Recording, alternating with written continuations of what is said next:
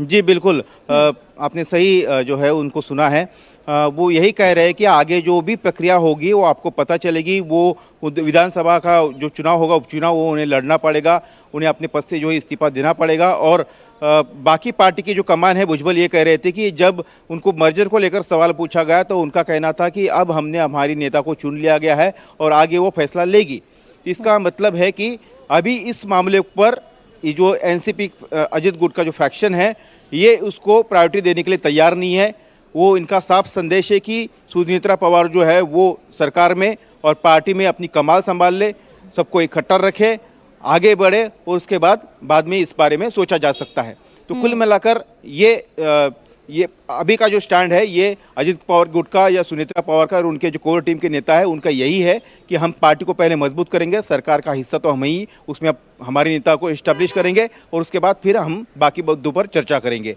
तो शरद पवार और उनका गुट लगातार ये जो प्रयास कर रहा था पिछले 2 दिनों से कि मर्जर पहले हो जाए और उसके बाद हम सत्ता में शामिल हो जाए, दोनों पार्टी की तरफ से विलय हो करके, तो कहीं ना कहीं कब्जा जो है एनसीपी का, घड़ी का, ये घड़ी और एनसीपी जो है वो शरद पवार की ही खुद की पार्टी है। उन्होंने स्थापना की थी 1999 में, जब उन्होंने सोनिया गांधी के विदेशी मुल्क को लेकर जब पार्टी मुद्दा उठाया था और कांग्रेस छोड़ी थी। जब शरद पवार को ये लगता है कि पार्टी की कमान जो है उनके या उनके बेटे के हाथ में रहनी चाहिए, इसके लिए उन्होंने प्रयास शुरू कर दिए थे, जिस पर पूरी तरह से पानी सुनेत्रा पवार, उनके 2 बेटे और कोर कमेटी की टीम लोगों ने जो है भर दिया। दिनेश, समीर और सचिन लगातार हमारे साथ जुड़े हुए हैं। आज सुनेत्रा पवार जब डिप्टी सीएम की शपथ लेने जा रही हैं, तो फिर ठीक पहले 14 दिन पहले की एक तस्वीर मैं आपको दिखाने जा रही हूँ। शरद पवार और अजीत पवार की एक सीक्रेट मीटिंग के तौर पर इसे सामने लाया गया। 17 जनवरी को हुई इस मीटिंग में चाचा शरद पवार, भतीजे अजीत पवार, रोहित पवार इसमें शामिल थे।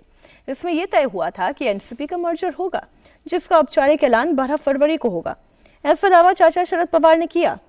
हालांकि अजीत पवार गुट के महाराष्ट्र के प्रदेश अध्यक्ष सुनील तटकरे ने कहा कि इस मीटिंग में सिर्फ स्थानीय निकाय चुनाव को लेकर ही चर्चा हुई।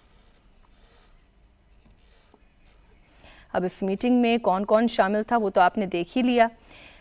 शरद पवार हैं, रोहित पवार हैं, अजीत पवार हैं, चर्चा भी चल रही है, ये भी समझ में आ रहा है। लेकिन चर्चा क्या निकाय चुनाव को लेकर थी या मर्जर को लेकर बात तय हो गई थी? सवाल ये है। दिनेश हमारे साथ जुड़े हुए हैं। दिनेश, अब मीटिंग में जो मौजूद थे वही इस पर बता सकते हैं। अजीत पवार इस दुनिया में रहे नहीं कि इसका खंडन करें या इसका समर्थन करें। दिनेश।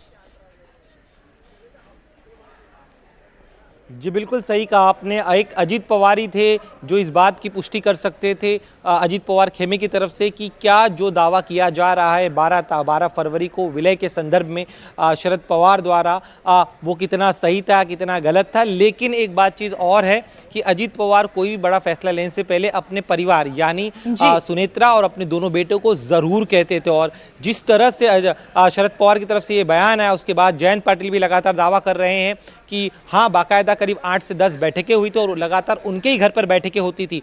और जो वीडियो जारी किया गया है उस वीडियो में प्रफुल्ल पटेल नजर नहीं आ रहे, सुनील तटकरे नजर नहीं आ रहे, जो एक तरह से राइट और लेफ्ट हैंड थे अजीत पवार के। जब से उन्होंने बगावत की तब से लगातार वो एक पिलर के तौर पे थे। तो ऐसे में अब जिस तरह की दूरी बनाई जा रही, कन्नी काटी जा रही है सुनीता पवार के खेमे की तरफ से इस पर्टिकुलर मुद्दे को लेकर, तो अब शरद पवार को कोई और बड़े सबूत लाने पड़ेंगे ताकि यह साबित हो पाए कि जो दावा कर रहे वो सही है। अन्यथा अब तक का सुनीता पवार का खेमे ने साफ कर दिया है कि फिलहाल मर्जर का प्लान उनके जहन में कहीं भी नहीं है। वो सिर्फ और सिर्फ अभी इस समय सत्ता में शामिल होने और इसके अलावा पार्टी को एकजुट बनाए रखने में यकीन रख रहे हैं। जी ठीक, बने रहे आप हमारे साथ।